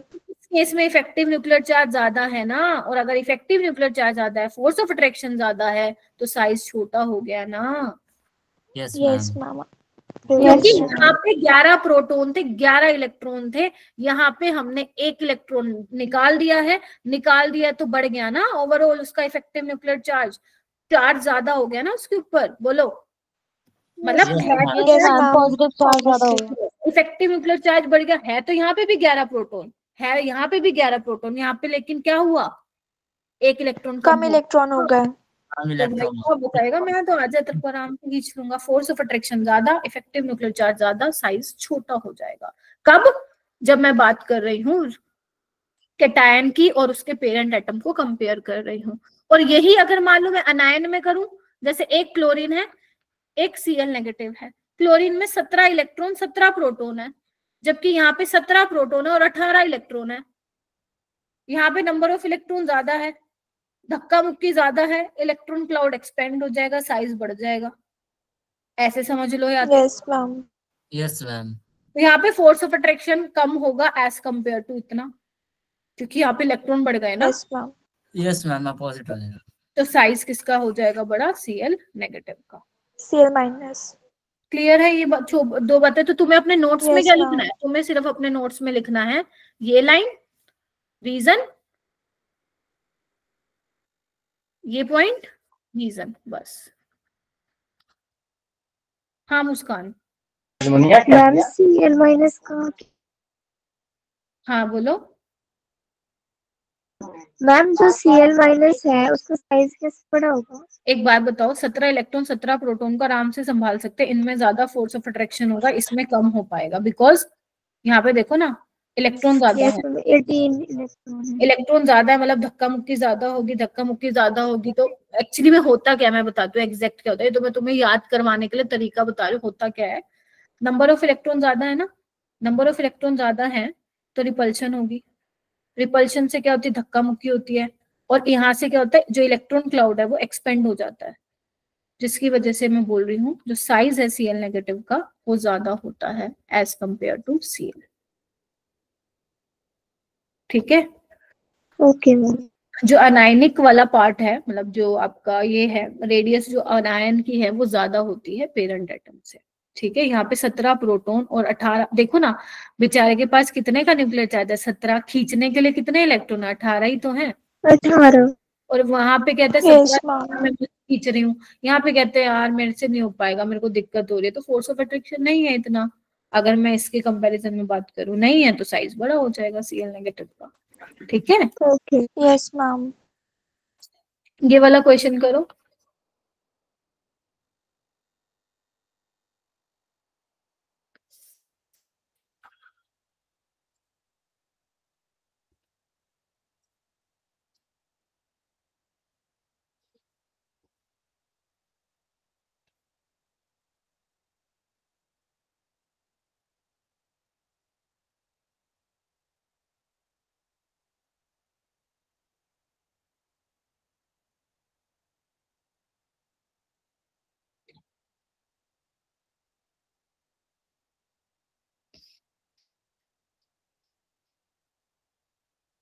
क्या होगा बताओ आंसर इसका, आफ्ताब बता दो। मैम में ma'am option A. Yes ma'am. ठीक है, खत्म? Yes yes ma'am. Ma'am. Yes ma'am. चलो आइसो इलेक्ट्रॉनिक स्पीसीज पे आए। Yes ma'am. Yes ma'am. कर लेते, तुमने किया हुआ है ना, अपना हाँ ही मैम। जल्दी हो जाएगा सिलेबस, नहीं तो पता चले इसमें भी अपन ने 7 लेक्चर लगा दिए 6 की जगह, क्योंकि मैंने 6 का ही सोच रखा है कि 6 से ऊपर नहीं जाना चाहिए ये। ठीक है, पढ़ लेते हैं। आइसो इलेक्ट्रॉनिक स्पीसीज मैंने आप लोगों को याद करो बताया था। देखो iso sorry iso electronic species वो स्पीसीज होती है जिसमें सेम नंबर ऑफ इलेक्ट्रॉन होते हैं, लेकिन उनका जो न्यूक्लियर चार्ज है वो डिफरेंट होता है। जैसे एग्जांपल के तौर पे Na+, मैं कलर चेंज कर लेती हूँ, Na+, F-, O2-, Mg2+, Al3+। नजर मारो, सब में 10-10 इलेक्ट्रॉन है। ये मैं ऑलरेडी पढ़ा चुकी हूँ यस तुम्हें। मैम। हाँ iso yes डाइफर। Ma'am.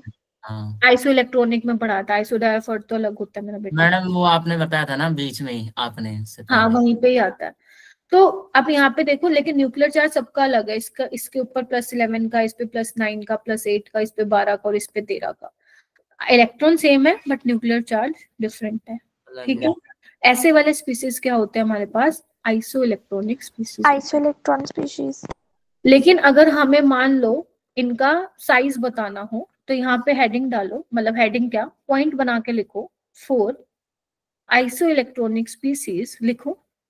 4 isoelectronic species सिर्फ एप्लीकेबल है जो भी मैं बता रही हूँ आइसो इलेक्ट्रॉनिक स्पीसीज पे। Size is inversely proportional to atomic number.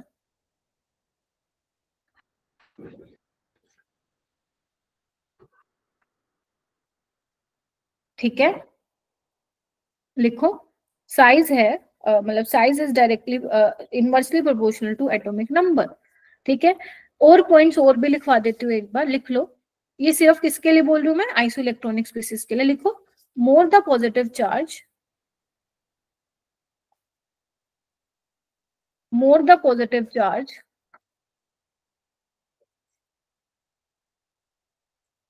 on, लिखो more the positive charge, lesser will be the ionic radii। Clear है? और लिख लो, पहले समझा देती हूँ। more the negative charge,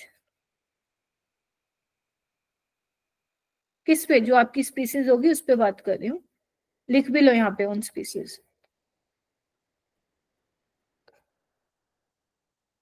higher will be the